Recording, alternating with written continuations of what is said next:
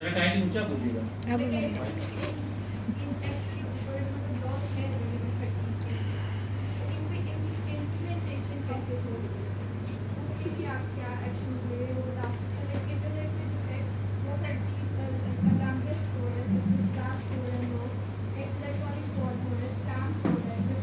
जैसे लॉस के अंदर अवेलेबल है, तो आप उसको कोई इन्फोर्समेंट कैसे करें वो बता सकते हैं? जी, हम इन्फोर्समेंट के हवाले से ही हाजिर हैं। लॉ इन्फोर्समेंट एजेंसीज इन्फोर्समेंट के लिए होती हैं। तो इन्फोर्समेंट के वन ऑफ द मोड्स मैंने ये पहले जो चर्चा की है कि ये तो सेक्शंस हैं, लॉज बन रहे हैं। अब सर उसके बाद हमारे पास अब रिकोर्स कैसे करेंगे, मैंने पहले अर्ज किया, शायद आपने बाद में ज्वाइन किया। अब रिकोर्स कैसे करेंगे, किस तरीके से आप रिपोर्ट कर सकते हैं साइबर क्राइम को। तो रिपोर्टिंग के बाद आप जब रिपोर्ट कर लेंगे तो हमारी ड्यूटी शुरू हो जाएगी। हम उसको प्रोसेस करेंगे, डाटा वैल्यूएशन करेंगे, एक्सट्रैक्शन ऑफ डाटा करेंगे, एविडेंस कलेक्ट करेंगे, then we will submit to the law enforcement जो कोर्ट है, कंसर्न कोर्ट है, उसके बाद से to conduct the trial against that person. ठीक है जी, तो सारी चीज़ें हैं।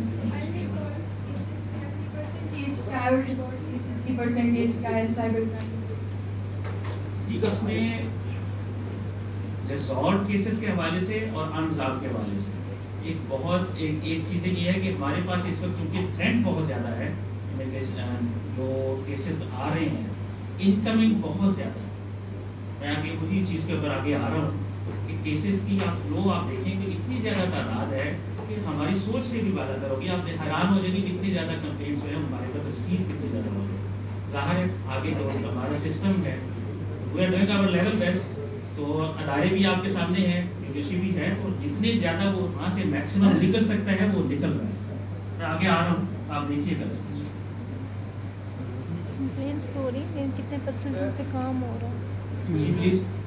सर भी आपने बताया कि 3 सेक्शन है जिनके जो है नॉन वेरिएबल है, एफआईआर हो जाती है, बाकी में तो ब्लेम होती है।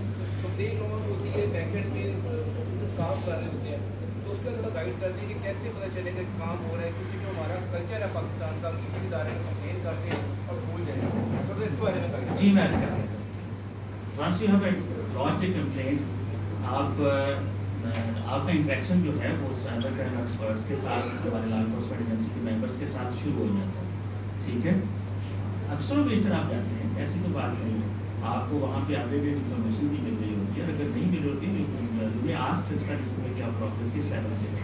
ज़ाहिर है वो आपको सारी चीज़ें उस वक्त नहीं बता सकते, क्योंकि बात का आप ही के फ़ायदे के लिए कोई चीज़ें हम नहीं बता रहे होते, क्योंकि इन्वेस्टिगेशन जब इन्वेस्टिगेशन ऑफिसर कर रहा होता है तो उसकी एक ये भी ड्यूटी होती है कि वो उस डाटा को ना बताए जिससे चीज़ें जो है वो एविडेंस लॉस होने का खतरा हो, या कुछ ऐसी चीज़ हो जिससे बाद में उस केस के ऊपर डेंट पड़ सके। ये हमारी ड्यूटी है ना, तो उस हवाले से भी हम नहीं बताते बात चीज़ें। लेकिन एक चीज़ तो हम आपको क्लियरली बता रहे होते हैं कि ये आपकी इंक्वायरी नंबर है, ये आपका वेरिफिकेशन नंबर है, वेरिफिकेशन आपने कंप्लेंट की है, वेरिफिकेशन लगी है, वेरिफिकेशन अपडेट हो चुकी है आपकी इंक्वायरी में, ये आपका इंक्वायरी नंबर है, उसमें आप जाके स्टेटमेंट देते हैं, अपनी एविडेंस देते हैं, अपनी चीज़ें देते हैं। क्योंकि बताते हम क्यों नहीं है, जो आपका क्वेश्चन है। बाज़ का देखें हम अक्सर औकात होता क्या है, जिसके साथ हुआ होता है, ठीक है, हमारा सोशल फैब्रिक क्या है, तो मैं कर दी थी कंप्लेंट, ऐसी डेट देगा, ये कर देंगे, अब होता है उसका इम्पैक्ट क्या बढ़ता है, वो पीछे से डिलीट करना शुरू कर देता होता है ना। अब डिलीशन ऑफ डाटा अगर हो जाती है तो एक्सट्रैक्शन ऑफ डाटा में कितना फटा पड़ेगा, प्रॉब्लम आएगी ना। तो इन चीज़ों को बचने के लिए हम सबसे पहले कलेक्शन ऑफ एविडेंस और कलेक्शन ऑफ डाटा की तरफ जाते हैं। हम आपका काम, आपकी ड्यूटी अपने कंधों पे ले रहे होते हैं और लेके चल रहे होते हैं और साइलेंटली चलते हैं। अक्सर औकात हमें कंप्लेंट्स भी होती हैं कि हमारा ये नहीं बना, लेकिन वहाँ पे हो रहा होता है, ठीक है, लेकिन उसमें बहुत सारी चीज़ें फिर स्टार्टिंग हो जाती हैं। बात चीज़ें जो साइबर क्राइम में फॉल नहीं करती, बात ऐसी चीज़ें जिसमें कुछ इंडेक्सेड एविडेंस है, चीज़ें उस हवाले से फिर स्टार्टिंग हो जाती है। लास्ट एक क्वेश्चन है कि नॉर्मली जो ऑफेंस रिपोर्ट होता है अंडर सेक्शन 11 हेट स्पीच के अंदर, तो देखा जाता है कि जब एफआईआर लॉन्च होती है उसके ऊपर सेक्शन 501 भी लगा दिया जाता है, अबेटमेंट की भी लगा दी जाती है, हरासमेंट का भी दफाती पीसी के अंदर लगा दी जाती है, और डिफेमेशन भी। तो इतनी लंबी चौड़ी जो है एफआईआर खाने का मतलब क्या है कि एक अंडर खाली हेट स्पीच इसको कैंडिडेट देखने का, क्योंकि मैंने नॉर्मली खुद अपने कैंडिडेट के साथ ही देखा है, तो इतना लंबा सर क्यों जो है। देखिए मेरे भाई का क्वेश्चन ये है कि इसमें एक चीज़ में मुख्तलिफ सेक्शन ऑफ लॉ इतने सारी लंबे सारी एफआईआर में क्यों लगा दी जाते हैं। देखिए अगर एक एक्ट मुख्तलिफ डेफिनेशंस में आएगा तो उसके वो सेक्शन आप लॉ लगेंगे। क्राइम बढ़ता जा रही थी, मैं सवाल पूछ रहा हूँ जैसे आपका सिस्टम तो बड़ा अच्छा है और बायोमेट्रिक के बगैर चीज भी जारी नहीं, उन्हें लोकेट करना भी आसान है, लेकिन ज़्यादा होनी चाहिए, ख़त्म क्यों नहीं हो रही? जो सर हमारे पास ये चीज़ें लॉस कर रही है ना, क्रिमिनल्स जो हैं वो अपने मोड्स भी चेंज करते जा रहे हैं। अब बायोमेट्रिक तो आ गया, अब हो क्या रहा है, इसका मिसयूज कैसे हो रहा है? देखिए हमारी जो बेबसी डिवाइसेज हैं गाँव में ले जाते हैं लोग, वो कहते हैं जी बाबा जी तुम अंगूठा लाओ तो पैसे निकले। उस बाबा जी को नहीं पता कि मेरे साथ क्या होने लगा, उसके नाम पे थंब लगा, खत्म काम। तो फिंगर जेडे ना वो फिंगर जेडे ने वो मैच नहीं कर रहे, बाबा जी तो अंगूठे की पूरा खत्म हो गया, दोबारा लाओ, लगवा लिए, रिपीटेड ऑफेंस करवा लिए, रीडेबल नहीं है, दोबारा लगाओ, दोबारा करा लिए, एक सिम पहले इशू करके रख ली, उसकी सारी चीजें आ गई, दूसरी दोबारा कर, तीसरी फिर कर दी। अब वो जो सिम्स हैं वो इलीगल मार्केट में अनलॉफुली सेल हो रही हैं और उन सिम्स के ऊपर बिजनेस हो रहे हैं। बाद जो वो सिम्स हैं वो जाके कहाँ यूज हो रही हैं आप देखें सर, वो जाके आपकी जो ग्रेट ट्रैफिकिंग है, जो कॉल्स उसमें है, एक ऐसी मिनी टेलीफोन एक्सचेंज लोगों की बनी हुई है, हम पकड़ते हैं जिसमें 250 कनेक्शंस लगे हुए हैं, 250 सिमें लगी हुई, वो राउट कर रहे हैं, उनके ऊपर है, ठीक है जी।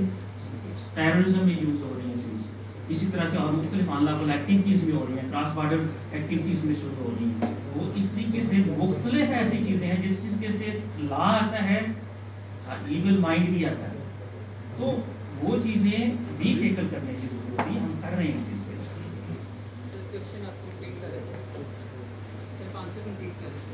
जी सॉरी यार वो बीच में लाइट चलेगी तो इसलिए रह गया। One by one sir please, मैं आता हूँ। रिक्वेस्ट की थी अपना नाम लिख के भेज दें तो हम उनको बार बार बुला लेंगे, इस तरह तो मुश्किल हो जाती है। अपनी चिट्स पे ना नाम लिख के भेज दें, मैं किसी को भेजता हूँ आगे तो अपना नाम लिखवा दो। जी सर एक सेक्शन जो एक्ट है ना वो दूसरे सेक्शन लॉ में फाइल होगा और उसके संदर्भ, ठीक है। इसीलिए अगर इलेक्ट्रॉनिक क्राइम एक्ट का जो एक सेक्शन लगता है उसके साथ दूसरे भी पीपीसी भी अटैच हो जाते हैं, तो आप आगे कभी तो बोलोगे। अभी इसमें prevention of electronic crime act की एक सेक्शन तो नीड है जिसमें ये लिखा हुआ है कि पीपीसी भी एप्लीकेबल है, सो उसमें आपके साथ पीपीसी के सेक्शन भी लग सकते हैं। तो ये नहीं है कि एक सेक्शन में सिर्फ लगेगा दूसरे नहीं लगेंगे, क्यों नहीं लगेंगे, सारे लगने चाहिए।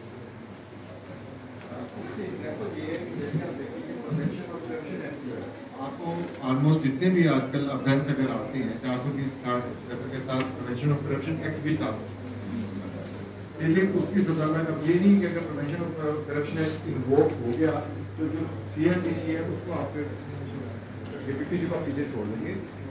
सब ऑफेंसेस जो जिस एक्ट में उसके ऊपर लगते हैं वो सारे लगा जाएंगे और उसकी सजा आपने जब देखा होगा कभी सेंटेंस फाइनल सेंटेंस देखिए जैसा उधर बैठे तो ये फिर हर ऑफेंस की अलग सजा देते हैं, एक सजा नहीं देते। इसमें 155 लगा हुआ उसकी इतनी सजा, इसमें 161 लगा हुआ उसकी इतनी सजा, हर सेंटेंस की अलग सजा। Thank you sir, thank you बहुत माशाल्लाह जी। मेरा क्वेश्चन है जैसा कि FIA वैसे भी लॉ बनते हैं, लॉ बनते रहते हैं, पाकिस्तान में बन रहे हैं, लेकिन इसकी अवेयरनेस एक मेन इशू है। रिपोर्ट एरियाज की जैसे साउथ पंजाब में एक सेंटर बनाया गया मुल्तान फॉर एग्जाम्पल, अब रहीमियत खान या उसके और भी इलाके हैं 2-3 दिन, उसके अलावा आपको अवेयरनेस भी नहीं है, तो क्यों नहीं ये FIA की टीम्स एजुकेशन इंस्टीट्यूट्स में क्यों नहीं जाती? आखिर ये अवेयरनेस का एक इम्पोर्टेंट है कि ये जब मैट्रिक और FSC लेवल तक जाएंगे यहाँ तो लोगों को पता चलेगा काफ़ी बहुत अच्छा क्वेश्चन, बहुत अच्छा क्वेश्चन। आपने बुलाया हम आ गए ना। आज से पहले तो FIA यहाँ पर भी नहीं आई थी, जैमल में आके आ गई जो। आप मुझे बुलाए मैं आऊँगा इंशाल्लाह, फिक्र ना करें। आप जब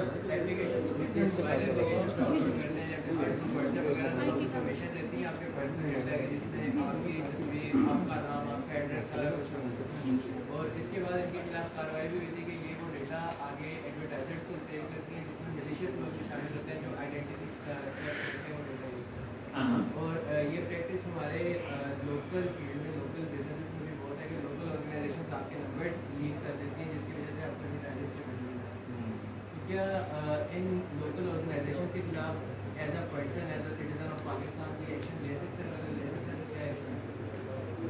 देखिए हम ले रहे होते हैं, आपका अच्छा क्वेश्चन है, ले रहे होते हैं। और ये लॉ बना भी इसलिए है, उसमें सारी चीज़ों को टैकल किया गया, कैटर किया गया कि हर वो चीज़, हर वो एक्ट जो इस तरीके से आप करेंगे तो ये अनलॉफुल है। और आप इसका अगर किसी के प्राइवेसी या डाटा के हवाले से प्रॉपर चीज़ें मौजूद हैं उसको नहीं कर सकते, ठीक। और ऐसी जब हमें इंफॉर्मेशन आती है हम उसके ऊपर करते हैं। लेकिन जेनेरिक ये क्वेश्चन अगर हम कर देंगे कि फलां ऐसा हो रहा है जिसके ऊपर एक्शन करें, तो उसमें बात का हमारे पास कंप्लेन ऐसी आ जाती है तो उसमें जेनेरिक बात होती है, specific allegation against specific body regarding some specific information नहीं होता, वहाँ भी प्रॉब्लम आती है। मेरी आपसे रिक्वेस्ट ये होगी कि अगर आपके पास ऐसी कोई स्पेसिफिक इंफॉर्मेशन है कि वहाँ जो ऑर्गेनाइजेशन उसने फलां डाटा लीक किया, फलां जगह पे पब्लिक हुआ है, कम टू अस, हम हाजिर हैं। जी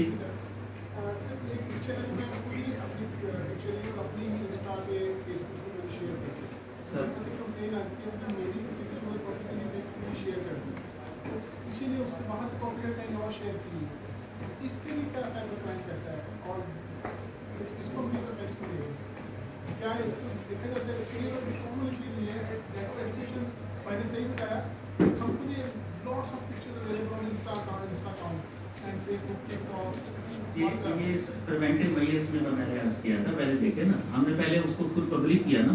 यस, तो पब्लिकली एग्जिबिट किसने किया? हमने खुद कर दिया ना। बट द कंप्लेनेंट्स जो उसका माइंडसेट है वो कह रहे हैं कि मेरी कॉल पे पब्लिक हो रहा था, दूसरी कॉल पे क्यों हुआ? होता है अक्सर ऐसा आता है कि रीशेयरिंग की बात आप बेसिकली करेंगे, पहले ऑलरेडी डाटा शेयर है, उसके बाद रीशेयर हो रहा है, रीशेयर हो रहा है, रीशेयर हो रहा है। देखिए क्लियरली बात यह है कि एक बात मान लेते हैं एडमिटेडली कि वो चीज़ पब्लिकली शेयर थी। सबसे पहली बात यह है कि हमने शेयर नहीं करनी। पहली बात हम शेयर ना करें। हम क्यों अपनी चीज़ों को पब्लिकली एग्जिबिट करते हैं? हमें नहीं करनी चाहिए, क्योंकि अगर हम खुद ही वल्नरेबल हो जाएंगे तो कुछ ना, जब मेरी के ऊपर ब्लेम लगेंगे तो फिर क्या कहते हैं पंजाबी में, बटे थे आपने ना। तो इस तरीके से ये हम ना करें, एक चीज़। दूसरी बात ये है कि अगर हमने ये गलती कर दी है तो फिर दूसरे का क्या ड्यूटी है? राइट्स एंड ड्यूटीज है ना। कॉन्स्टिट्यूशन क्या हमें बताता है, लॉ में क्या बताते हैं, राइट्स एंड ड्यूटीज बताते हैं ना सर। तो दूसरे की क्या है तो वो उसको पॉजिटिवली देखे। गुड फेथ है, बैड कैरेक्टर रेलिवेंट नहीं होता, गुड कैरेक्टर रेलिवेंट होता है ना क्रिमिनल लॉ में। तो हम क्या करते हैं, हम सबसे पहले ट्रोलिंग करते हैं, उसके बाद कुछ कमेंट्स नीचे करने शुरू कर देते हैं। इसको उस पोस्ट को शेयर करना और चीज़ है, उसको नेगेटिवली जो है वो प्रोपेगेट करना और चीज़ है। जो ही वो चीज़ नेगेटिवली प्रोपेगेट होगी वो ऑफेंस के जरूर में आ जाएगा। स्लाइड्स में बता रहे थे तो आपने कहा आप सॉफ्टवेयर यूज आपने ये कहा, लेकिन आपकी एक डिप्टी डायरेक्टर या डायरेक्टर थे आसिफ चौधरी साहब, मैंने सुनता था कि साइबर क्राइम्स के बारे में वो कहते थे कि ये सॉफ्टवेयर नहीं डाउनलोड करना चाहिए। देखिए कौन से नहीं करने चाहिए वो भी उन्होंने बताया, वो वाले नहीं करने चाहिए जो पायरेटेड होते हैं। हाँ, सर्टिफाइड करने चाहिए, सर्टिफाइड करें, सर्टिफाइड लें ना, पैसे खरीदे लें, खरीदे ना। सॉफ्टवेयर जो है वो सॉफ्टवेयर हाउसेस ने डेवलप किए हुए हैं, देखें जरा इस चीज को समझे थोड़ा सा। सॉफ्टवेयर हाउसेस जो उसको डेवलप किया, ये किसकी प्रॉपर्टी है? ये मेरी और आपकी तो नहीं है ना, ये उस बंदे की है जिसने उसको डेवलप किया, जिसके ऊपर दिन रात मेहनत की है, ये उसकी एंटिटी है, उसकी प्रॉपर्टी है। वो अपनी मर्जी से आपको देता है, इट्स ओके। अगर वो आपको नहीं देता तो हम उसको पायरेट कर लें, फिर हम कहें कि हमारे साथ कुछ ये हो गया वो हो गया, तो गलत बात। नहीं, ये एफआईआर का काम नहीं है, ये एफआईआर काम नहीं। मैं आपको क्लियर कर दूं कि ये पीटीए का काम है बेसिकली। पाकिस्तान टेलीकम्युनिकेशन अथॉरिटी जो रेगुलेटरी अथॉरिटी है, वो रेगुलेट करती है तमाम उन चीज़ों को, मतलब सॉफ्टवेयर या सिम्स के तक को अगर ऑपरेट करना है या नहीं करना है, या उसके ऊपर क्या पाबंदी लगानी है, ये पीटीए ने बेसिकली उसकी रेगुलेशन बनानी होती है कि ये सब कुछ किस तरह रेगुलेट होता है। तो ये एफआईआर का काम सिर्फ जुर्म के बाद शुरू होता है, इससे पहले का काम जो वो पाकिस्तान टेलीकम्युनिकेशन अथॉरिटी।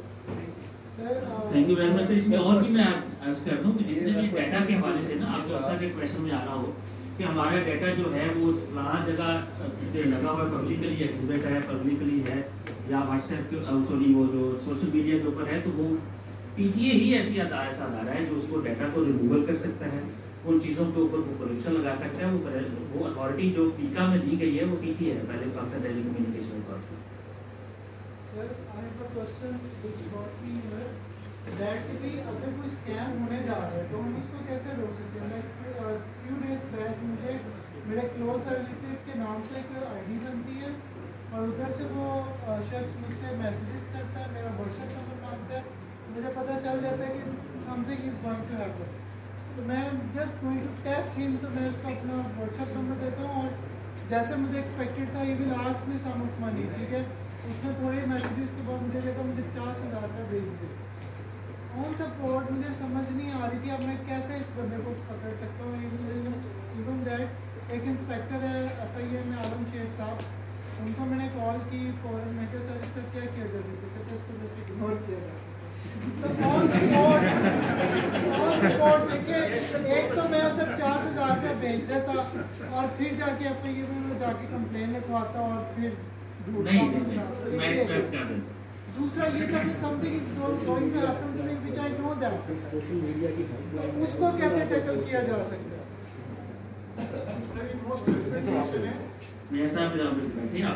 देखें कि जो सोशल मीडिया ऐप है उसकी हेल्पलाइन है, उसकी हेल्पलाइन पे जाके आप उसको रिपोर्ट कर सकते हैं उसी टाइम पे। जब ये आप ये कहें कि जो क्राइम नहीं हुआ आप रिपोर्ट करना चाह रहे हैं ना, सोशल मीडिया फेसबुक है, ट्विटर है, व्हाट्सएप है, उनकी हेल्पलाइन पे जाके आप उसको रिपोर्ट करते हैं। देखें कि अब उस सोशल मीडिया हम पाकिस्तान में नहीं है जी, वो कहीं पे भी वो इंटरनेशनल लेवल पे चल रही है। उनके अपने SOPs हैं, अगर आप वो देखेंगे कि उनकी SOPs को वायलेशन हुई है तो वो उसको ब्लॉक करेंगे, अदरवाइज वो उसको ब्लॉक नहीं करेंगे।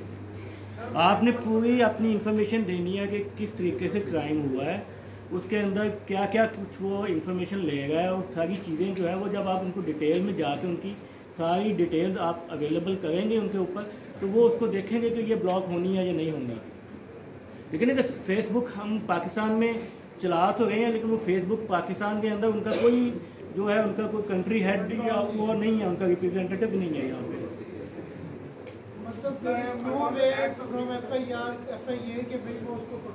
वो PTA का काम है ना बेसिकली, तो वो PTA ने ब्लॉक करना है उसको। FIA का वो देखें कि वो तो क्राइम इन्वेस्टिगेट कर रहे हैं, जो करंट टाइम पे उसको ब्लॉक करना है या उसके ऊपर चेक रखना है वो तो PTA ने करना है। भैया आपका क्वेश्चन है, आपके साथ एक चीज़ हुई है, देखिए आप फेसबुक ID बनी, फेक ID बनी, उसके आपको मैसेज आया, ये आपका क्वेश्चन है ना। देखिए अगर इसमें क्या इंपर्सोनेशन हो रही है किसी बंदे के साथ, it is an offence, clearly it is an offence. Number 1 you may report to us, आप हमें रिपोर्ट करें हम हाथ से। नंबर 2 डाटा रिमूवल की बात भाई कर रहे हैं। डाटा रिमूवल जो कंटेंट रिमूवल है उसके ऊपर कोई चीज़ आपके साथ अगर कोई ऐसी चीज़ आ जाती है जो ऑब्जेक्शनेबल है चीज़, उसकी जो कंप्लेंट है वो PTA को जाएगी, जिस तरह से सर ने फरमाया कि आपने डाटा रिमूवल करवानी है अलग अदालत, report for an offence for commencement of trial and उसके पनिशमेंट करवाना है FIR। ठीक है, ये दो चीज़ों में थोड़ा सा फर्क है।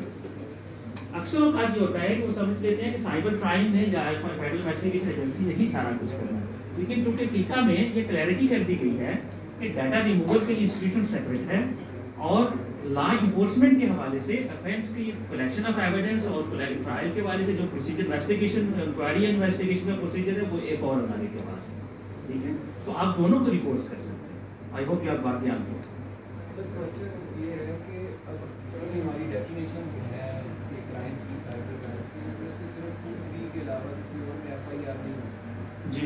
अब उसमें अगर हम रिपोर्ट करते भी हैं FIA को, तो क्या FIA उसमें इन्वेस्टिगेट या करेगा या तो मूव करेगा या हमें criminal complaint under section 200 CRPC की फाइल करनी पड़ेगी तो भी करेगा? नहीं, वो जो criminal complaint under section 200 CRPC that is basically private complaint. ठीक है, प्राइवेट कंप्लेंट का एक अलग प्रोसीजर है जो मेरे को रिपोर्ट होगी मजिस्ट्रेट, और उसको आप करेंगे 200 पे करेंगे। मैं आज करता हूँ 200 सेक्शन 200 CRPC के तहत आप जाएंगे, उसमें करेंगे, इसको इशू ऑफ प्रोसेस हो जाएगा, मजिस्ट्रेट उसको प्रोसीड करेगा और प्रोसीड करने के बाद उसमें देखेगा टेंजिबल एविडेंस है तो कर लेगा, नहीं तो सर शहादत के बाद फैसला खत्म कर देगा। ऐसे ही होता है ना, वो उसकी जरूरत इसलिए नहीं पड़ेगी। आप रिपोर्ट करेंगे, देखें फेडरल इन्वेस्टिगेशन एजेंसी के पास चले जाएं या आप किसी भी पुलिस स्टेशन के पास चले जाएं, दो तरह के ऑफेंसेस की नेचर, ये लेजिस्लेचर ने बनाया हुआ है कि कौन से ऑफेंस में जो है वो एफआईआर रजिस्टर होनी है और कौन से ऑफेंस में एफआईआर रजिस्टर नहीं होनी, लेकिन दोनों में इन्वेस्टिगेशन होगी। ठीक है, दोनों में इन्वेस्टिगेशन होगी। इन्वेस्टिगेशन करने के लिए अगर वो कॉग्निजेबल ऑफेंस है तो 154 के बाद इन्वेस्टिगेशन स्टार्ट हो जाएगी, अगर वो नॉन कॉग्निजेबल ऑफेंस है तो 155 सीआरपीसी के तहत इन्वेस्टिगेशन स्टार्ट हो जाएगी। ठीक है, उसमें से फर्क इतना है कि पुलिस ऑफिसर ने without the permission of magistrate investigation start करनी है तो 154 में आ जाएगा, with the permission of investigation start करनी है तो 155 सीआरपीसी में आ जाएगा। इतना सा फर्क है। तो ये ग्रेविटी जो चीजें जो हैं ये लेजिस्लेचर ने मुतय्यन की होती है किसी भी सेक्शन लॉ के तहत। उन्होंने जो ये चीज कर दी है तो आप उसको फॉलो करेंगे। आपके साथ अगर इवन लाइटर ऑफेंसेस में भी कोई चीज आ जाती है, सेक्शन 3, 4, 5 में भी आ जाती है, तो you may report to us, we are there to do it. ठीक है, ये चीज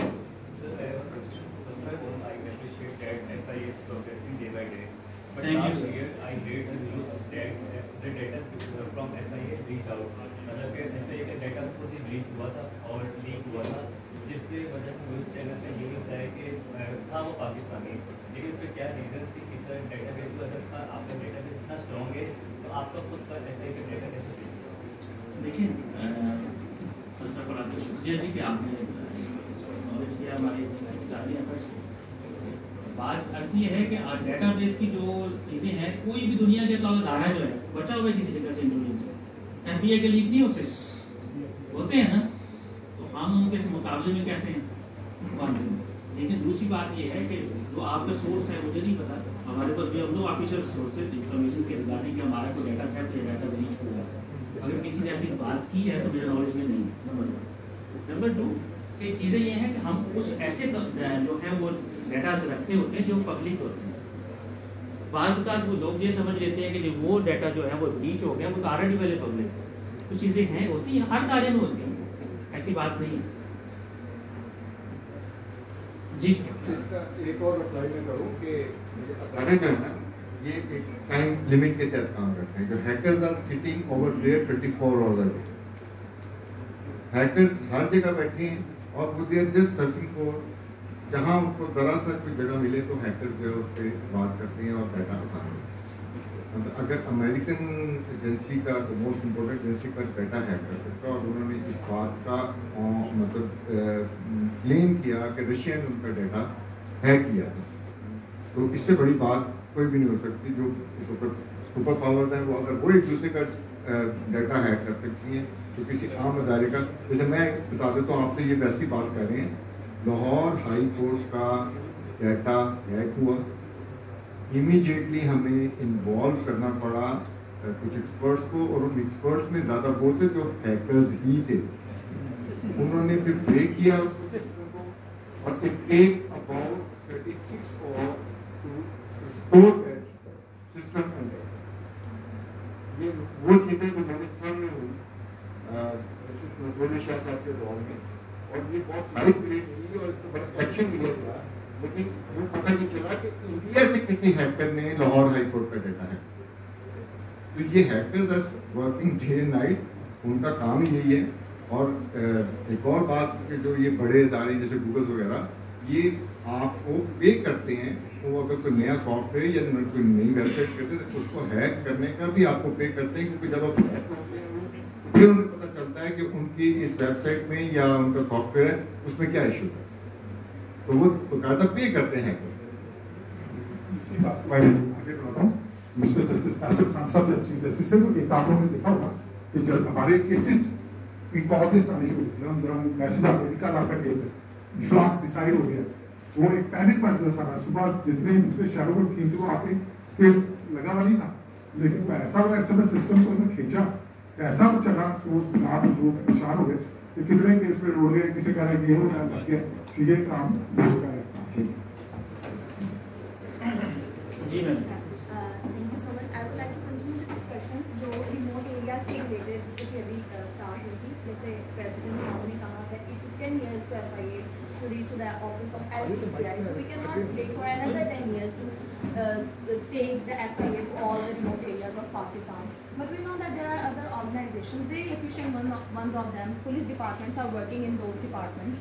A person who is living in that area, he does not know, he might not know even that FIA के नाम का इदारा भी कोई exist करता है. But they know that there is a police department, they are the security officials, and they take their complaints to the police authorities, and they think that they would deal with their problems. And they file a complaint, and to just satisfy them, वो उनकी complaints file भी कर लेते हैं, उनको एक भी बना के दे देती हैं, आपकी complaint file होगी, आज आ जाएगा, कल आ जाएगा. And they keep visiting के आते now they know कि वो कुछ नहीं कर सकते, पुलिस डिपार्टमेंट वाले, they don't have that kind of network कि वो इस जो कंप्लेन है इसको हैंडल कर सके. तो is it possible that FIA could set up a programme जिसमें जो कंप्लेंट्स पुलिस के पास आती हैं, पुलिस थानों में आती हैं, उनको वो कलेक्ट करें कि जो अगर आपको लगता है that there is some complain जो कि आपके पास आ रही है जो FIA की डोमेन में फॉल करती है, तो आप वो जो है वो पुलिस वाले जो है वो हमें फॉरवर्ड कर दें. So that those people who are living in remote areas, because we cannot wait for another 10 or 20 years जब तक वो अच्छे से उनके साथ कोई ना कोई हादसा हो जाए, तो उसके बाद वो हमारे पास या हमारी जो आगाही है वो तब तक उनके पास जाए, and it gets too long, because as you know that social media and the cyber crimes are accelerating at the speed of like I guess 100x now, and I guess we are not being able to match at that speed. So what we can do to match that speed, that हम अपने जो इदारे जो already speed के साथ चल रहे हैं उनके साथ कोलैबोरेट करते हैं, और उनके साथ कोलैबोरेट करके हम इसको जो है वो ज़्यादा एफिशिएंट बनाने की कोशिश करें. What is your point on this? इस बात के पहले मैं छोटा सा दान करूँ. आपको सबसे अंदर स्टोरी जैसे हमारा सेशन खत्म होगा, ग्रुप फोटो बाहर होगा, ग्रुप फोटो में शामिल होना है, सेकंड फ्लोर पर चाय देखो. तो ये दोनों बातें याद रखनी है. हमने यहाँ से जब सेशन खत्म होगा तो हमने ग्रुप फोटो के लिए इकट्ठे होना है. ग्रुप फोटो होने के बाद हमने सेकंड फ्लोर पर चाय ये ध्यान रखिए. बाकी मेरा सेशन के खत्म होगा किसी को नहीं होता कि आगे क्या है, तो ग्रुप फोटो के लिए प्लीज आप वेट करें.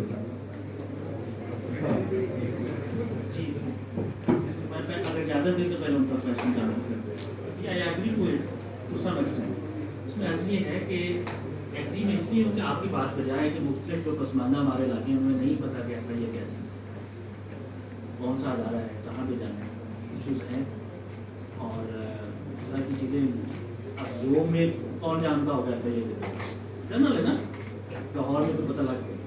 तो ये चीज़ें ये एक ऐसा इशू है, वाकई इसको टैकल करने के बाद जरूरत है. लेकिन क्योंकि इसलिए हमने मोड्स भी जो है वो डिफरेंट है. लोग से ग्वादर आने के लिए टाइम लगेगा बहुत ज़्यादा, जैसे बीजी खान से मुल्तान आने के लिए कोई टाइम लगेगा. लेकिन इसीलिए हमने जो है वो वन ऑफ द मोड्स को क्या रखे हैं, आप ऑनलाइन हमें देखते हैं, दूसरे करते हैं. लेकिन आपकी जो बात आप क्वेश्चन था कि लोकल पुलिस के वाले से क्यों ना जाएगा, वो हमें भेजते हैं, ऐसा भी होता है.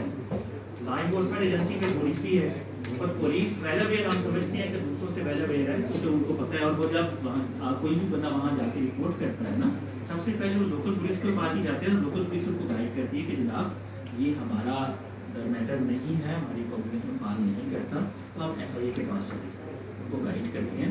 और मैकेनिज्म तो ऐसे ही ऑलरेडी है. अब ये बात तो वहाँ पे बैठे हुए के ऊपर मुनसर है कि वो उनको किस तरीके से गाइड करते हैं और वो आगे कैसे कर सकते हैं.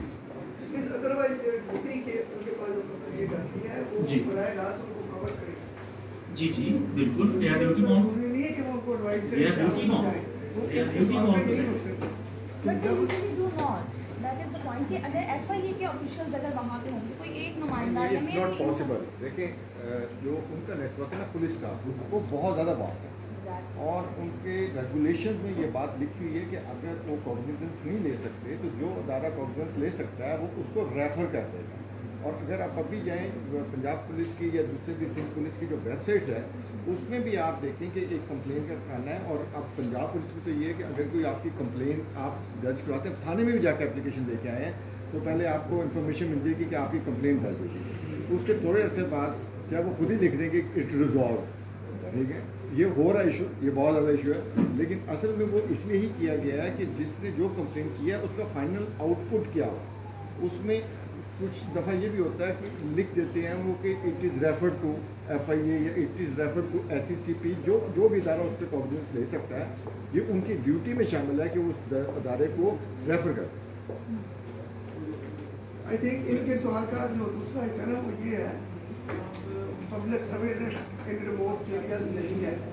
उसका हल ये है कि ये TV, मीडिया और खुद डिपार्टमेंट तीनों किस लिए बतदरीज इसकी जो है ना एडवर्टाइजमेंट TV प्रोग्राम के ज़रिए, मीडिया के ज़रिए, खुद सोशल मीडिया के ज़रिए और उन इलाकों में जा सकते, ये डिपार्टमेंट की ड्यूटी है कि वो लोगों को अवेयरनेस करे। ये जो प्रोग्राम है ये एक मतलब स्पेशल प्रोग्राम है, आपकी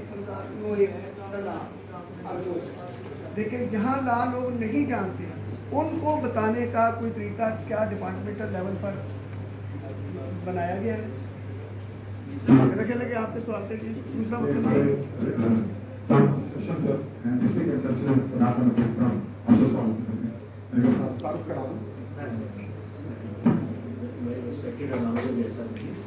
सर इसमें अर्जी है कि क्योंकि ये इमरजेंट क्राइम है, उस हवाले से जो है वो हम अपने लिए बहुत कोशिश कर रहे हैं, हम प्रोग्राम्स भी करते हैं, हम स्पीचेस भी करते हैं, ठीक है सर। जो हमें इशूज़ है मैन पावर के, हमारे पास इतनी तादाद आप सुन के हैरान हो जाएंगे कि एक शायद एक जो है वो SP लेवल के जितनी पुलिस उनके अंदर होगी, हमारी पूरी FIA लोग पूरे पाकिस्तान को डिलीट कर देंगे, ठीक। और लाहौर में जो लोकल पुलिस के जितने अदारे हैं, लोकल पुलिस स्टेशन जो लाहौर में more than 90 police station Lahore में चल रही है, और इधर जो मैं पर्सनल जो पुलिस में है वो मोर देन 90,000 ये बात के करीब है। तो हमारे पास कोई ऐसा कुछ नहीं है, हम एक लिमिटेड रिसोर्सेज में रहते हुए मैक्सिमम करने की कोशिश कर रहे हैं, और उस हवाले से हमें जहाँ जहाँ मौका मिलता है हम अपने काम छोड़ के जाके अवेयरनेस भी करते हैं, अवेयरनेस कैंपेन्स भी चलाते हैं, बताते भी हैं, हम TV पे भी आते हैं, सोशल मीडिया पे भी आते हैं। मैं खुद बहुत सारे प्रोग्राम्स पे, लाइव प्रोग्राम्स में गया हूँ, YouTube पे, फेसबुक सवेरे में 92 मॉर्निंग पर जगह पर जाके लाइव चैनल्स लिए, लाइव लोगों को बताया, उनको क्वेश्चन आंसर किए थ्रू और पाकिस्तान जहाँ से कुछ होते थे हमारे, मैं खुद आंसर करता था। तो ये चीज़ें हैं, हम कोशिश करते हैं जहाँ तक हमसे बन पड़ता है हम लगे, लेकिन जो आपको भी बात चीज़ें हैं उसके लिए भी टाइम चाहिए जी। सर एक बड़ा इम्पोर्टेंट क्वेश्चन था, अब ये जो आपने सारी प्रेजेंटेशन दी, ये तो एक to an extent this is concerning the individual and organisation that after a crime has happened. अब फर्ज करें ज़्यादातर जो फैक्ट्रीज हैं या कॉरपोरेशन हैं उनके they are subject to cyber attacks या हैकिंग। अब वो रियल टाइम में हो रहा है, वो ना ऑफलाइन ले जाया जा सकते सिस्टम को, उन्हें रियल टाइम में ही उस चीज़ को जो है डेल्ट विद करना है, टैकल करना है, तो उसको अब उनके पास इतने रिसोर्सेज नहीं कि रियल टाइम में वो उनके पास भी अपने साइबर सिक्योरिटी एक्सपर्ट्स हों या हैकर्स हों और जो है ना वो उनके साथ मिलके वो पहले टैकल करते हैं। अब आपको पता है जैसे अमेरिका में जो FBI ने हर रीजनल ऑफिस में हर फैक्ट्री हर कॉरपोरेशन को एक जो है मतलब अपनी हेल्पलाइन अलहदा दी हुई है। अगर आपके साथ कोई डाटा ब्रीच होता है या हैकिंग हो रही होती है रियल टाइम में, तो उस टाइम हमारे एक्सपर्ट्स आके आपके जो है इशू के साथ वो मिल के बैठ के जो है टेक्निकल इशूज़ को डील कर सकते हैं। तो अभी तक यहाँ पे अगर हम लोग जो है ये कॉन्सेप्ट अगर बना लें कि जो फर्ज करें मैं इरिगेशन प्लांट रन कर रहा हूँ, मैं पानी बंद नहीं कर सकता, लेकिन कोई जो है हैक करके कोई बंदा ओवर हीट करने की कोशिश कर रहा है सिस्टम, तो मैं किसी मैं FIA कि रिपोर्ट और ऑफेंस होने के बाद तो हम रिपोर्ट करते हैं तो हम कर लेते हैं रियल टाइम में आप, लेकिन रियल टाइम में आप लोगों की एक मतलब टेक्निकल टीम हो जो असिस्ट कर सके कॉर्पोरेशंस को। मैं आज कर रहा हूँ बहुत सारे ऐसे काम हैं जो हम खुद भी रियल टाइम में कर देते हैं और कर रहे होते हैं। मेरे साहब इस चीज़ के एक्सपर्ट हैं, बहुत सारे केसेस इन्होंने डील किए जो रियल टाइम में किए हैं, मैं अपने एग्जांपल्स आपको बता सकते हैं। और इसमें देखें फेसबुक आईडीज में इसमें जो कंटिन्यूड ऑफेंसेस होते हैं, एक पोस्ट एक दफ़ा लगाई बंदा रुका नहीं, ठीक है दोबारा फिर लगा रहे हैं, तीस दफ़ा फिर कर रहा है, चीज़ें कर रहे हैं, चल रही है चीज़ मुख्तलिफ हैं। आपका जो है एक चीज़ से इनपर्सोनल, दूसरा आप बात कर रहे हैं ऑर्गेनाइजेशन स्ट्रक्चर्स के हवाले से, वहाँ में भी हम कोशिश करते हैं अगर ऐसी चीज़ जो कंटिन्यूड ऑफेंसेस है रिगार्डिंग दी अंदर जो आ जाता है, मैं आपको क्वेश्चन समझ गया, वो आंसर तो ले लेंगे, तसल्ली ना होगी दोबारा कर लेंगे। मैं ये क्यों, क्योंकि जैसे अब आप देखें ना बॉम्ब थ्रेट्स होते हैं, उसका हम लोगों ने हर बॉम्ब डिस्पोजल यूनिट का हर जगह और फैक्ट्री वगैरह के साथ रास्ता होता है कि अगर सस्पिशियस पैकेज आते हैं, हमें एक इंसिडेंट कमांडर डेजिग्नेट करने, वो सारा डील करता हो, इवैक्यूएशन प्रोसीजर सारा। उसी तरह अगर हम लोग यही प्रोसीजर इस तरह के जो साइबर अटैक्स की अगर बना सकें रियल टाइम में जो है वो डेथ में हो सके बाद में प्रोसिक्यूशन। ये अच्छी आपकी प्रपोजल आपकी अच्छी है, तो फंड्स भी दें, हम करते हैं। नहीं अच्छी है, अच्छी है। मैं हमको चाहिए, हमें चाहिए, वही है देर से दी का बयान, मैं एग्री करता हूँ आपको। जब ऐसी तजावीज़ आपके पास आती है तो ऐसा कोई मैकेनिज्म है? जी सर, वो ज़रूर है, ऐसा है। वो हम सबमिट करते रहते हैं अपनी चीज़ें, अपनी मुश्किलात इश्यूज जो हैं जहाँ भी प्रैक्टिकली हम फेस करते हैं तो हम चीज़ों को सबमिट भी करते हैं। आगे गवर्नमेंट लेवल पे कुछ इश्यूज रहते हैं, जिस तरह से किसका अगर दिल नहीं करता है वो अपने घर में ऐसी चीज़ें लेके जाए। हम एक फैमिली की तरह है ना, घर की तरह है। अगर स्टेट को अगर आपने हाउस स्टेट क्लियर कर लें तो किसका दिल नहीं करता कि घर में अच्छा खासा माल नमा डाल रहा हो, उसमें ये लेमोजीन हो, उसमें ये चीज़ें हों, होता है ना। तो हमारे कंट्री के जितने भी अदारे हैं उनका भी दिल करता होता है कि हम दी बेस्ट मान करके दें चीज़ें हों। फिर सारी चीज़ें बेस करती हैं सोर्सेज के ऊपर, इकोनॉमी के ऊपर। जब हम डाउन साइजर की तरफ जा रहे हैं, तो फाइव की तरफ जा रहे हैं, तो मुख्तलिफ तरह के कट्स भी लगेंगे जो डेफिनेटली इस तरह की चीज़ें जो हम चाह के करना चाह रहे होते हैं उनके ऊपर भी लगते हैं। तो सर ऐसी चीज़ है, तो उसमें फिर जाके काम करना। यहाँ से हमने स्टार्ट किया था इलेक्शन के जो बैंक ट्रांजेक्शन्स भी हो रहा है, बहुत सारे क्लाइंट्स के साथ भी हो रहा है। सर उसकी रेमेडी क्या? वो तो जाता है बैंक से पैसे निकल गए, आपको कोड भी आ गया, ठीक है, उसके बाद उसकी रेमेडी क्या? बस अब चुप कर जो सो जाओ, निकल गए तो निकल गए। और क्या इसमें बैंक भी इन्वॉल्व है? बैंक का जो डाटा है वो उसमें भी सिक्योर है कि बैंक में ट्रांजेक्शन हो रही है बैंक से और बैंक उसमें कोई भी उसका कोई एक्ट नहीं। इस सूरत में क्या है? रिसेंटली मुझे मेरी एक फैमिली मेम्बर के साथ भी हुआ है, 5 to 6 लाख उनके नो टाइम मिलते और कॉन्टेक्ट टू बैंक, और बैंक ने कहा कि अब जो हो गया वो हो गया, अब हम इस वक्त जो है उसको सिक्योर कर देते हैं, इससे पहले जो हो गया देयर इज नो रेमेडी।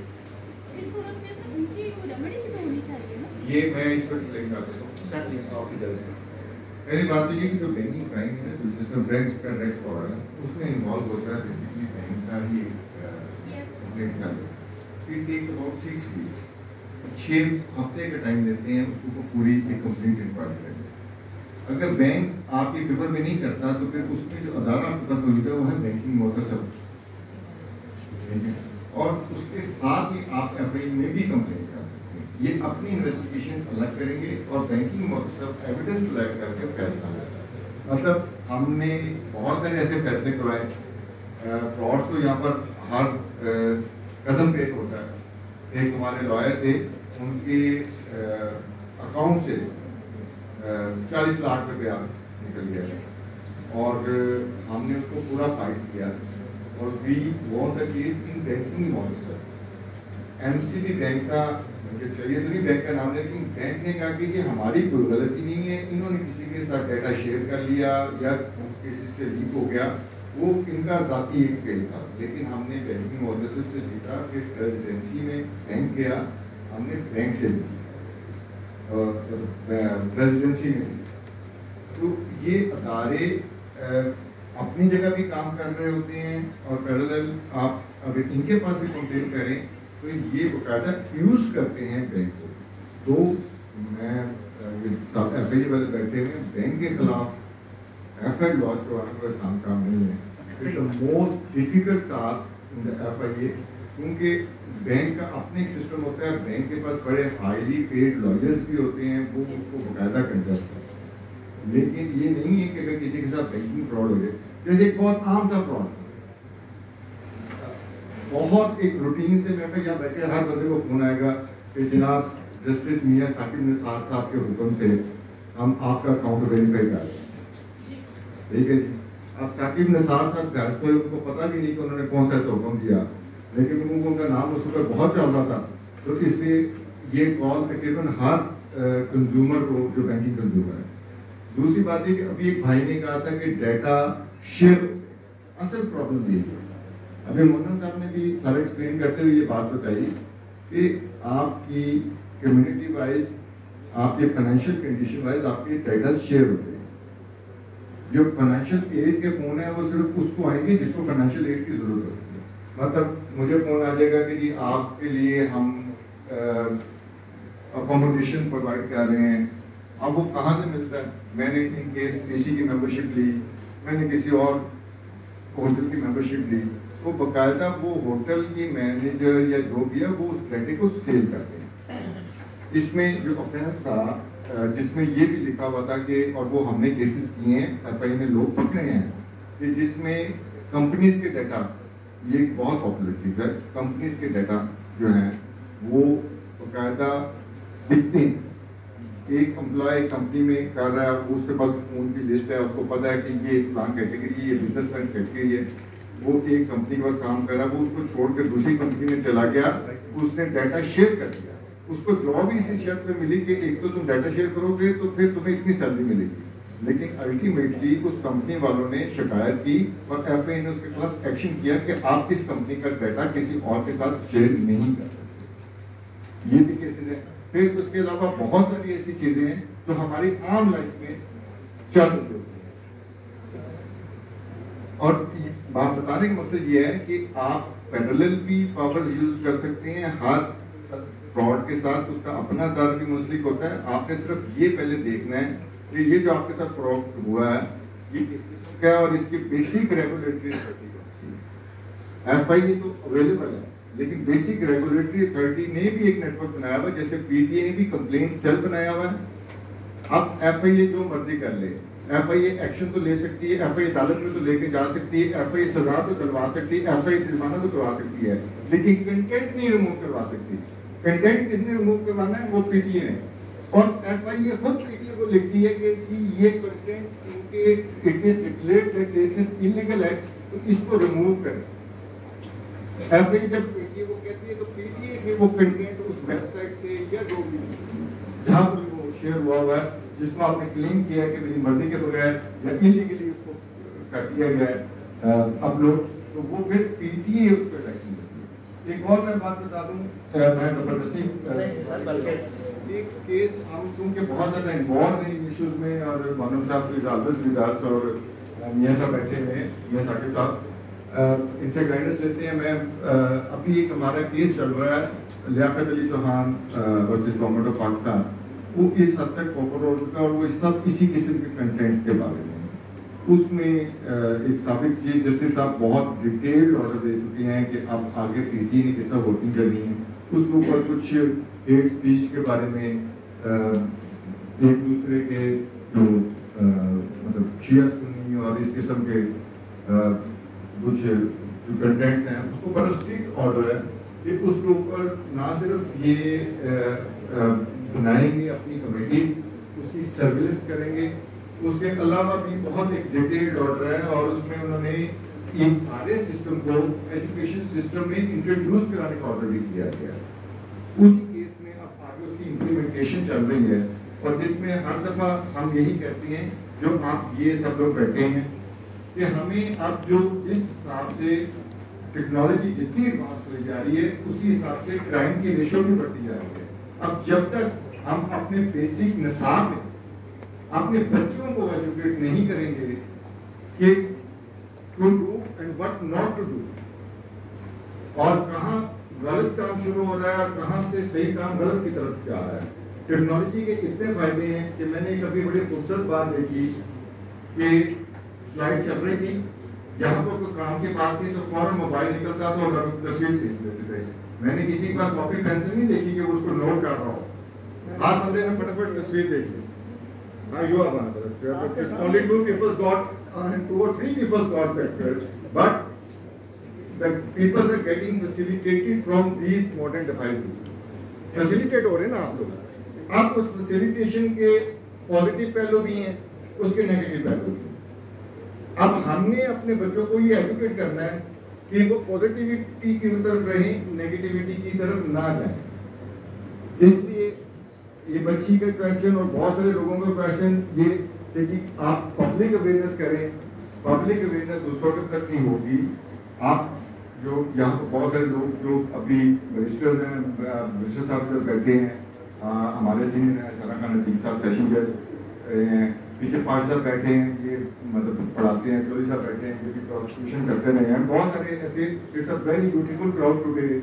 और सबसे अच्छी बात ये है कि जितनी इन्वॉल्वमेंट है नहीं तो कैमरा के पहले के फंक्शन में हमने इतना लंबा सेशन कोई नहीं किया और इस हद तक इन्वॉल्व सेशन कोई नहीं किया। उसमें अब बात ये है कि बेसिक नीड इस वक्त ये है कि गवर्नमेंट इसको टेकअप करके हमारे बच्चों के निसाब का हिस्सा बनाए।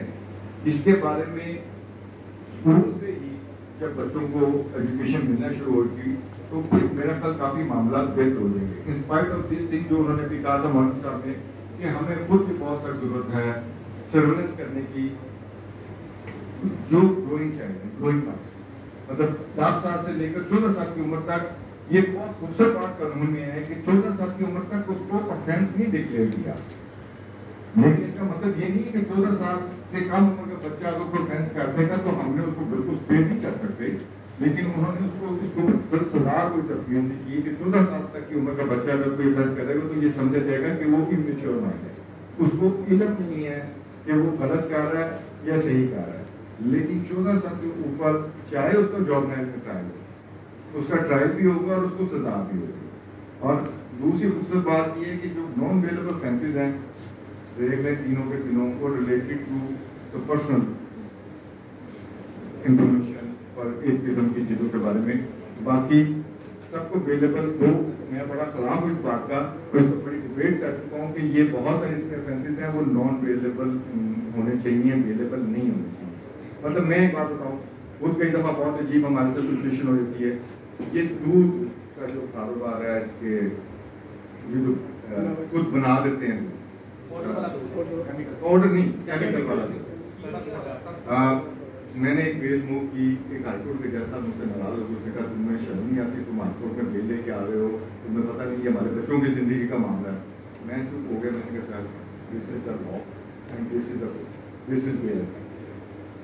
और वो जज साहब इतना सख्त है कि इससे ज़्यादा हीनियस ऑफेंस कोई नहीं हो सकता, but till to date that was declared available. तो अभी बहुत सारी जरूरत ये है, इस पर डिबेट्स भी हो रही हैं, हम मुख्तलिफ जगह पे जाके अवेयरनेस भी देते हैं। ये मिस्टर हारिस साहब बैठे हैं, ये और मैं और मनम साहब बहुत सारी जगह पे हम कंज्यूमर के ऊपर बहुत लेक्चर्स देते हैं, यूनिवर्सिटीज़ में देते हैं, इन्वायरमेंट के ऊपर बहुत ज़्यादा हम काम कर रहे हैं। उसमें आप देखेंगे बेशक या बैठी यंग जनरेशन अगर उसको पता चल जाए कि ये होटल्स का 10 बजे का टाइमिंग हमने करवाए हैं तो आधे से ज़्यादा तो वैसे ही मुझे दिल में बुरा लग जाएगा क्योंकि ये तो सबसे बड़ी चीज़ है। लेकिन that is just because of environment. आपको अंदाज़ा नहीं है कि पिछले 10 सालों से लाहौर में पानी का लेवल आधा फुट पर ईयर डिक्रीज हो रहा है। पिछले 2 सालों से वो वहाँ पर मेंटेन्ड है just because of these things we will take preventive measures and protective measures सख्ती की उसकी।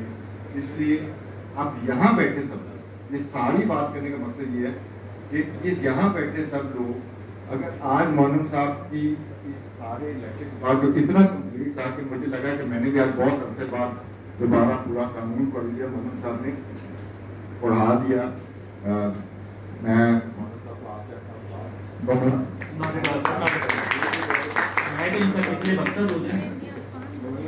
बहुत खूबसूरत तरीके से और एक लेमैन की मेंटालिटी पे जाके जिस तरह उसको एक्सप्लेन किया है, मेरे ख्याल आज यहाँ बैठे हर बंदे को साइबर क्राइम से रिलेटेड काफ़ी इंफॉर्मेशन मिलती है।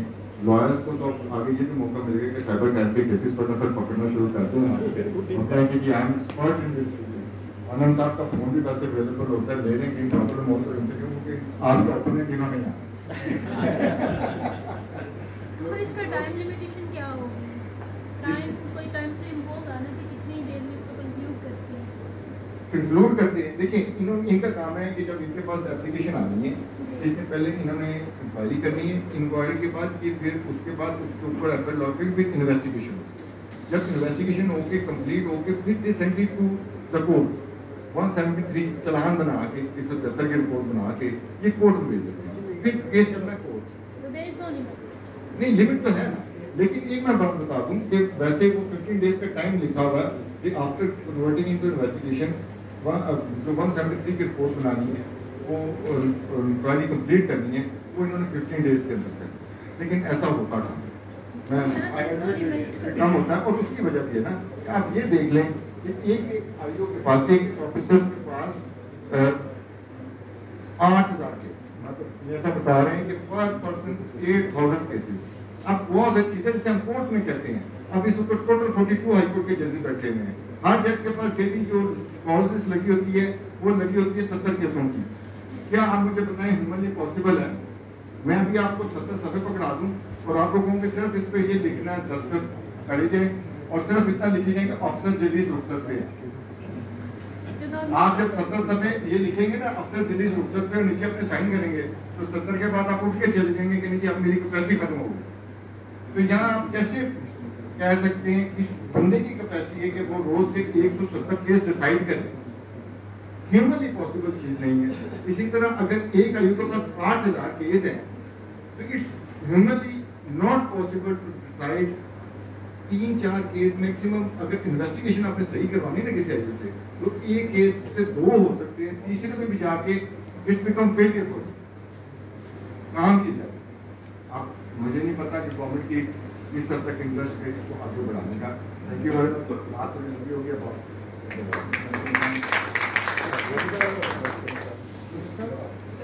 छोटी सी रिक्वेस्ट थी आपसे, फाइनल पे वो मैडम सर कॉल करना चाहिए। जी मैडम।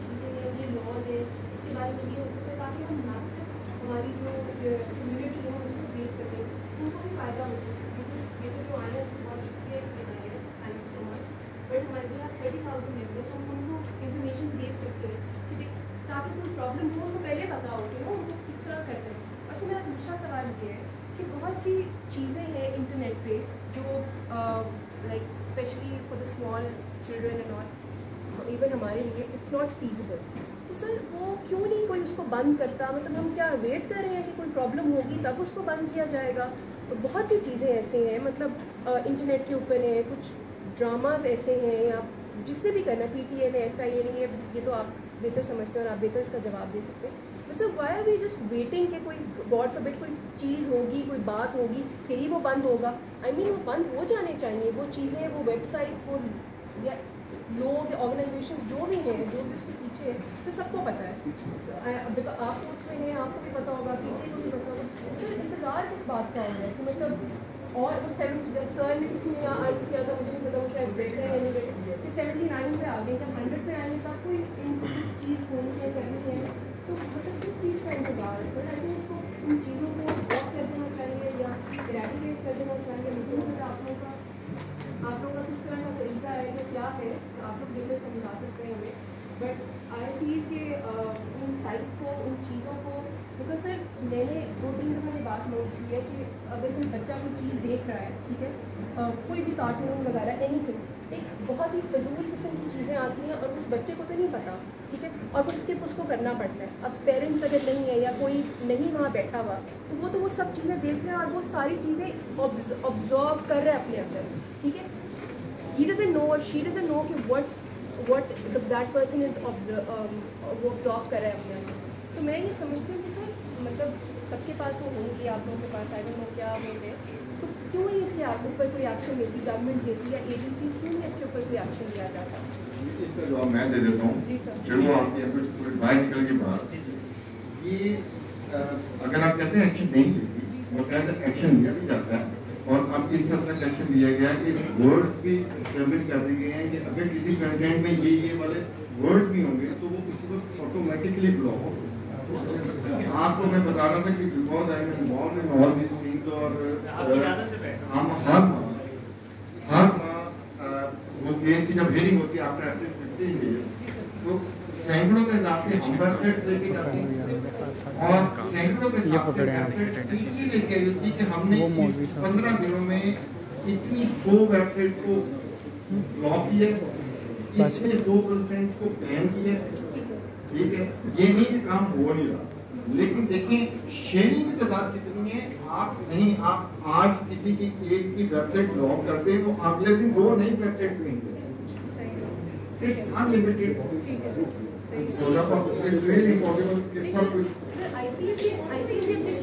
जी आईपी ना सिर्फ आईपी चेंज कर लेते हैं तो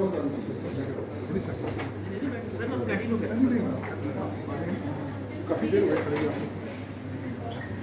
सो पीटीए की अगर आपको किसी वेबसाइट को बंद करवाना है या कोई ऐसा कंटेंट है जो आपको व्यू अनलाइक कंटेंट, तो आप इमीडिएटली पीटीए की वेबसाइट पर जाएं और आप वेरीफाई कर लें और थोड़े दिनों बाद आप खुद जाकर उसको देख लेंगे उसके ऊपर क्या एक्शन हुआ। तो ये नहीं कि काफी गवर्नमेंट कर रही है, पीटीए वर्किंग ऑन इट और हम भी बहुत पीछे पड़े हैं। पीटीए वालों को बहुत बुरे लगते होंगे यार इतनी ये कंप्लेंट करती है, लेकिन we are doing for the in the need of the. बहुत सारी बातें करते हैं, हम बहुत सारे एक्ट हम सिर्फ इसलिए करते हैं कि हम अपनी आने वाली अगली जनरेशन के लिए कर रहे हैं, हम उनको बचाना चाह रहे हैं। देखिए हम बाकी को जनरेशन है, यहाँ बैठे हुए बहुत सारे लोग, हमने ब्लैक एंड व्हाइट टीवी से कलर टीवी होकर देखा, हमने टेक्नोलॉजी को टेलीफोन से पेजर से मोबाइल में आते देखा। हमारे ज़हन में भी नहीं था कि हम मोबाइल पे एक दूसरे के साथ बैठ के 7 मिनट बाद बात कर सकेंगे। इसलिए हम लोगों ने तो बड़ा आहिस्ता अप्रूव किया और इन चीज़ों को डाइजेस्ट किया।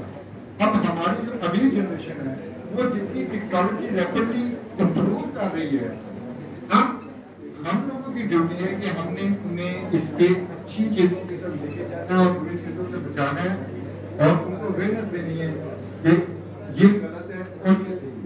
क्योंकि आप तो डिफरेंशिएट करना अब तो मुश्किल हो गया है। सीधी बात कहूँगा, जैसा अब तो हलाल और हराम की कमाई में भी डिफरेंशिएट करना मुश्किल हो गया है, हो गया। Thank you. आपने तो बहुत हो गया सफर रुके से दर्शन बहुत हो गए। हमारा टाइम तकरीबन 3 मिनट रह गए, हमारे 5 बजे क्लोज करना है। चाय पे बता देना, हाँ चाय के ऊपर बात होगी 2nd फ्लोर पे। मार्केट बनी सारे खाने के लिए सर आपको ज़्यादा सही इन्हीं के क्वेश्चन के वाले से मैडम आपका क्वेश्चन है कि सर ये था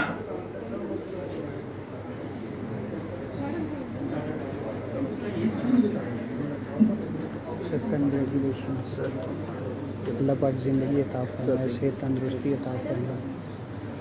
मैडम आपने एक क्वेश्चन किया तो उसी वाले से मैं एक चीज़ अर्ज करना चाहूँगा। आपने तो बच्चे जो है वो ना चाहते हुए भी सुन लेते हैं, देख लेते हैं। सॉरी एक तो वो है रिपोर्टिंग करना, एक है मैयत लेना। हम मैयत तो ले सकते हैं, तो उसके 2-3 काम करने हैं जो आप अमूमन कर सकते हैं और ये सबका जारी है, सबको बताइएगा।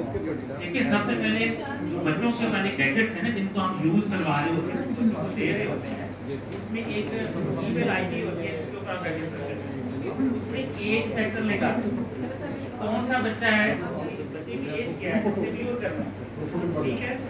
वो एज आप माइनर में रखें, नंबर 1 पेरेंटल कंट्रोल में लेते हैं।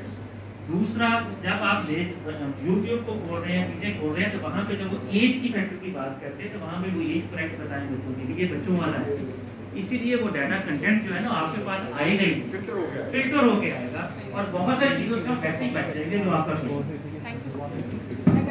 रिक्वेस्ट करता हूँ ये शहर अहमद साहब, ये इंटरनेशनली बड़ा काम किया है साइबर क्राइम पे। रिक्वेस्ट ये होगी जब टाइम हमारा क्लोज हो रहा है तो वो हमें सीधा चीज़ें हैं वो इंशाल्लाह।